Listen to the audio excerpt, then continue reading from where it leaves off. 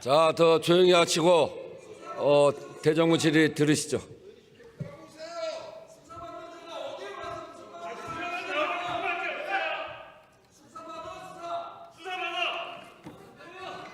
존경하신 의장님과 선배 동료 의원 여러분, 윤상현 의원입니다. 먼저 외교부 장관님 나와주십시오.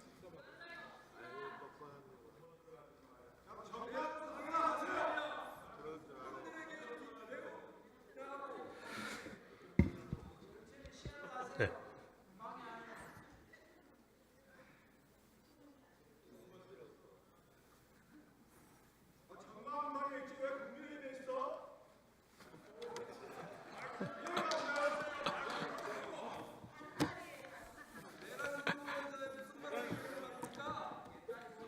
민주당의 대통령에 대한 1차 탄핵 소추안에 대해서 네. 윤석열 대통령이 가치 외교라는 미명하에 북중러를 적대시하고 일본 중심의 기한 외교 정책을 고집했다. 알고 계시죠? 네. 북한은 자체하고도 중과 러시아에 대해서 적대시했습니까? 우리나라가요? 그런 적 없습니다. 일본 중심의 기한 외교 정책을 구사했습니까? 뭐 중요성을 부여한 것은 맞지만 일본 중심으로 외교를 하진 않았습니다. 대통령의 외교 정책이 탄핵 소추 사유가 됩니까? 저는 적절치 않다고 생각하고 그래서 나중에 빠진 것으로 압니다. 문재인 대통령이 북중러에 굴종 외교를 하고 북한의 의장 평화체에 속아서 국제제재 해제, 대북제재 해제를 주장하고 다녔습니다. 이게 탄핵 소추 사유가 됩니까? 동의하기 어렵습니다. 민주당의 이런 시각에 대해서 미국 조야, 일본 조야의 판단이 어떻습니까? 뭐 여러 가지 의견이 나오고 있지만은 우려의 목소리가 꽤 있었던 것으로 보고를 받고 있습니다. 장관님, 외교 정책은 일관성 또 예측 가능성이 가장 중요한 거 아닙니까? 네. 상황에 따라 말 바꾸고 자충우돌하는 이런 외교, 결국은 국민 불안만 가중시키고 국제적인 불신만 초래하죠. 네. 이재명 대표께서 성남시장 시절에 일본을 적성국가라고 했습니다. 동의하십니까? 그렇게 말씀하셨는지는 잘 모르겠습니다만 그렇게 하셨다면 동의하기 어렵습니다. 한미일 간의 삼국 군사훈련에 대해서 자위대 군합발이 한반도에 다시 더럽혀질 것이다 라고 얘기했습니다. 동의하십니까? 한미일 안보 협력을 그렇게 표현하고 싶지 않습니다.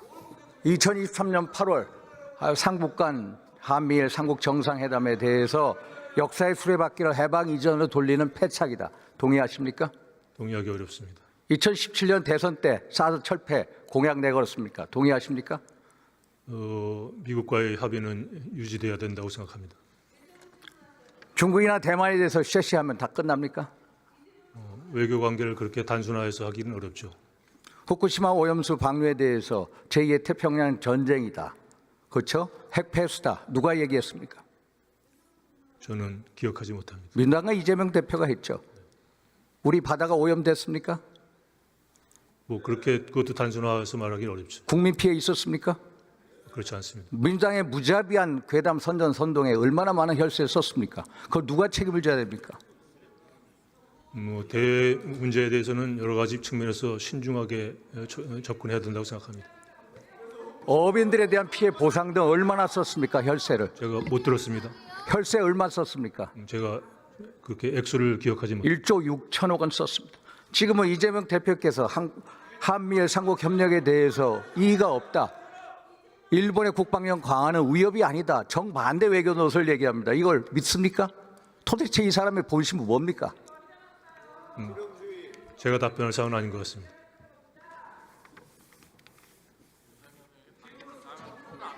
결국 조기 대선을 염두에 둔 계산된 변신 아닙니까? 이 오락가락하는 외교, 미국, 일본 조에서 어떻게 생각하겠습니까?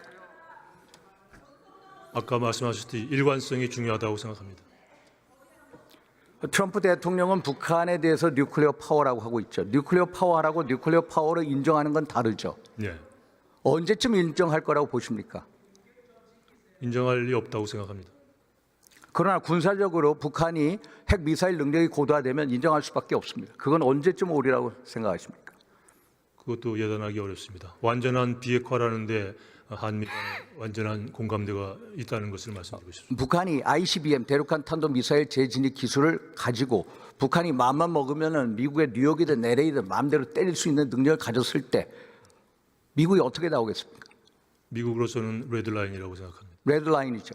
그러면 북핵 폐기가 아니 북핵 동결로 가고 북핵 확산 저지로 갈 가능성이 높지 않습니까? 그렇게 예단하고 싶지 않습니다. 저는 그 상황이 4년 내 트럼프 4년 내에 반드시 온다. 특히 러시아 북한 간의 군사적 협력이 고도화되는 시점에 ICBM에 대한 재진입 기술을 갖는 것은 시간 문제다. 2년 안으로 온다. 그래서 그거에 대한 대책을 세우자라고 말씀드린 겁니다. 이거에 대한 대책으로 한미 간에 핵 공유 협정을 맺는다든지 적어도 우리 대한민국도 제한적 조건부 핵무장을 갖자. 어떻게 생각하십니까? 아직은 그런 말을 하기에는 시기상조고 북한의 완전한 비핵화라는 공동 목표를 향해서 전력 투구해야 될. 조만간 이게 시나리오 올 겁니다. 예를 들어서 트럼프 대통령도 긍정적인 사인을 보낼 수가 있고 또 엘브리지 콜비 국방정책 차관도 한국의 핵 무장화에 대해서 긍정적인 시그널을 이미 보냈습니다. 특히 제임스 리시 상원 외교위원장, 라저 위커 상원 군사위원장 등이 긍정적 신호를 보낼 수 있다. 그래서 한번 생각해 보십시오. 모든 가능성에 대비는 해야겠습니다만 대비를 하십시오. 전제로 해서 정책을 수립하죠. 올해 주한미군 방위 분담금 규모가 얼마입니까? 주한미군 방위 분담금 규모 올해 제가 숫자를 1조 4천억입니다. 예. 작년 트럼프 대통령 유세 중에 시카고 경제 클럽에서 100억 달러 요구하겠다. 100억 달러 얼마입니까? 14조 아닙니까? 예, 10배를 요구하겠다. 재협상 요구 올 거라고 보십니까? 가능성에 대비하고 있습니다. 어떻게 대비하고 있습니까? 여러 가지 옵션을 연구 중입니다만 저희가 먼저 문제를 제기할 생각은 없습니다. 저는 재협상 요구가 오면 좋다. 우리가 미국의 핵 전략 자산에 대한 전개 비용을 대자. 그러나 SMA 협정 바깥의 항목을 만들어서 주자라는 겁니다. 그 대신에 우리도 뚜렷하게 한미 원자력 협정 개정이나 또 핵 추진 잠수함 기술 이전이나 또 핵 공유 협정 등을 내세우자. 이런 것에 대해서 생각해 보셨습니까? 옵션으로서 모든 걸 다 검토해야 되겠습니다만 단계별로 다뤄 나갈 문제이기 때문에 그 모든 가능성을 지금 한꺼번에 다 검토하고 있지 않습니다. 수고하셨습니다. 우리 김성호 법무차관 나와주시죠.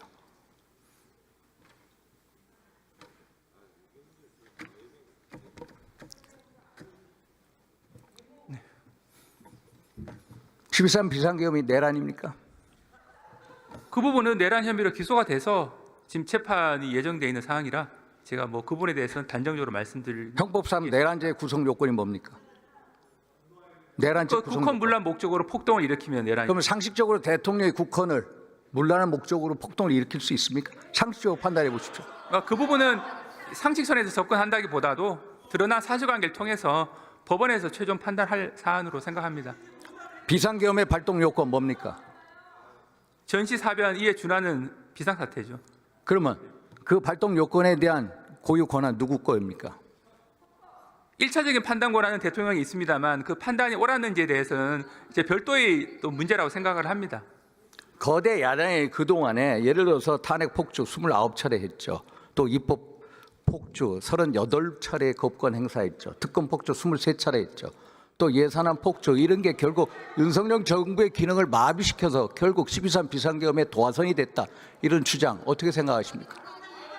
공소장에 보게 되면 기본적으로 국정 상황의 인식에 대한 점으로 첫 번째 이제 그 중요 쟁점 법안에 대한 입법, 이른바 폭주라고 하는 사항, 그다음에 이제 탄핵, 그다음에 예산 삭감, 그 외에 이제 그 부정선거 의혹 한 4가지 정도에 대한 대통령이 문제의식을 가졌다라고 공소장이 기재가 된 것으로 알고 있습니다.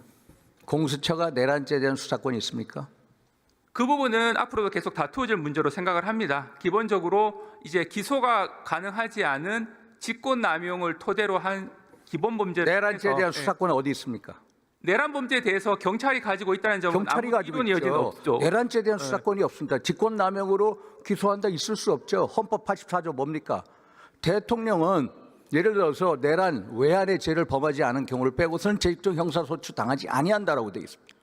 그러면 직권남용으로 아무리 한다고 할 수가 없습니다. 만약에 한다고 해도 공수처는 공수처법 31조 가지고 한데 공수처법 31조는 대통령에 해당되지 않습니다. 대통령에 해당되는 조항 공수처법 26조. 만약에 내란죄로 기소는 안 했는데 수사라도 하겠다 하면은 검찰이 해야 됩니다. 그래서 그 부분은 법원에서 최종 판단이 이루어질 사항입니다. 서부지법의 이모 부장판사 이름은 얘기하지 않겠습니다. 그 사람이 지난번에 1차 체포영장에 대해서 영장 발부한 거 아시죠? 네. 그 사람이 형사소송법 110조 111조 적용을 예외로 하라 이런 규정 네. 아시죠? 네네. 그 규정이 뭡니까? 군사상 이제 비밀을 요하는 경우에는 수색을 할 때 책임자의 승낙이 있어야 된다라고 하는 게 110조의 규정입니다. 군사상 공무상 기밀 장소를 수색할 때는 책임자의 승낙을 얻어라. 그런데 그 적용을 예외로 하라. 그런 초법적인 영장을 판사가 발부할 수 있습니까? 이제 그 해석에 대해서는 여러 가지 견해가 있는데 일종의 해석을 할 때 수사 단계에서 피의자 체포를 위한 수색에 있어서는 준용이 안 된다고 해석하는 견해도 일부는 있습니다. 그 견해에 의하면 지금 말씀하신 그 부분은 확인적 내용에 불과하다라고 해석하는 견해도 일부는 있어서 그 부분에 양쪽 견해가 다 있다는 점을 이 자리에서만 그러면 법률에 대한 개폐권 어디에 있습니까? 국회에 있죠. 판사는 법률에 대한 개폐권이 없습니다. 검찰이 예를 들어서 검찰이 공처위법 수사를 받아다가 대통령에 대한 구속영장 기간 연장을 한번 신청했죠. 불어댔죠. 불어된 경우에 다시 신청하는 경우 봤습니까? 처음 봤죠, 이번에. 그렇죠. 처음 보셨죠. 흔히 있는 일은 아니죠. 다 처음 봤다. 그런데 또 불어했습니다. 그러면은 취소해야 되는 거 아닙니까? 석방해야 되는 거 아닙니까? 그 부분은 이제 구속 연장을 불허했다는 것과 구속을 유지하는 것이 적절한지는 별개의 문제이기 때문에 수사팀에서 그 별개의 문제로 판단한 것으로 생각합니다. 이 검찰이라는 게 공소를 제기하는 소추 기관이자 인권 피해를 방지하는 인권 보호 기관의 역할도 하고 있습니다. 왜 우리가 검사라는 제도를 만들었습니까? 1789년 불란서 혁명 이후에 만든 겁니다. 그러면은 적어도 기본적으로 기간 연장을 2번이나 불허했으면 당연히 구속 취소를 해야죠. 그런데 공수처위법 수사에 같이 타서 결국은 검찰도 동조를 해버린 격입니다. 그래서 너무나 유감스럽습니다. 그래서 그 부분은 이제 윤석열 피고인 측에서 구속 취소 신청을 해서 이번에 20일 날 기일이 잡혀 있으니까 법원에서 일단 또 잠정적인 판단을 할 것으로 생각을 합니다. 차관님께서는 헌법재판소가 탄핵 심판 공정하다고 보십니까? 그 부분은 제가 이 자리에서 저는 대단히 불공정하다고 한계는 봅니다. 죄송스럽습니다만 불공정하다고 봅니다. 예를 들어서 국회 탄핵 소추단이 내란죄를 삭제해 달라고 요청하셨습니다. 그러면 당연히 탄핵 소추안을 국회로 보내서 재의결을 해야 되는 거 아닙니까? 그것은 최종적으로 헌법재판소에서 결정할 문제입니다. 아니 헌법재판소를 믿지 못하니까 말씀드리죠. 헌법재판소법 32조 한번 보세요. 32조. 재판 중이나 수사 중인 자료 송부를 요구할 수 없습니다. 그런데 송부 요구했습니다. 이것도 헌재법 30조 위반입니다. 헌재법 40조 보십시오. 탄핵 심판은 형사소송법의 규정을 준용하도록 되어 있습니다. 그러면은 기일 지정할 때도 변호인하고 변호인하고 협의해서 기일 지정했습니까? 그 부분은 변호인의 의견을 참고해서 헌법재판소에서 그 판단한 것으로. 그러면 2020년 형사소송법 개정돼서 검찰 진술서를 부동의할 때는 어떻게 해야 됩니까? 지금 기본적으로 조소에 대한 증거 능력은 당사자, 피고인 측이 동의하지 않으면 증거 능력이 없게 되는 쪽으로. 그게 원칙 아닙니까? 그런데 헌재에서는 검찰 진술 능력을 인정하겠다는 식으로 나오는 거 아닙니까? 헌법재판소법 51조. 동일한 사건을 가지고 형사재판과 탄핵심판이 동시에 진행될 때 탄핵심판을 정지할 수 있다. 그러나 정지하지는 않고 계속해서 과속 페달을 받고 졸속 심리로 치닫고 있죠. 이게 대한민국 헌법재판소입니다. 그렇죠? 그러니까 기본적으로 탄핵이라든지 뭐 정당 해산이라든지 이런 유의 사건에서 형사소송 절차가 일부 준용되는 측면은 있는데 이 어느 범위까지 준용되는지에 대해서는 그래서 대통령에 대한 판단을 최소한의 방어권도 보장하지 않고 있고 그래서 한간에서 헌법재판소를 우리법재판소 반헌법재판소로 부르고 있습니다. 헌법재판소 바로 세워주십시오. 수고하셨습니다.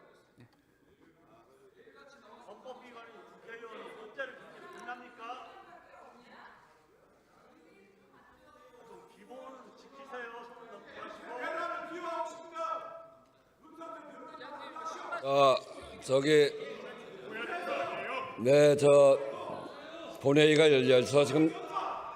열려서 지금 대정부 질의하고 있는데 듣기 거북하시더라도 듣는 게 예의입니다. 그래서 발언하는 도중에 그것에 대해서 평가하고 소리 지르고 하는 것은 하지 않았으면 좋겠습니다.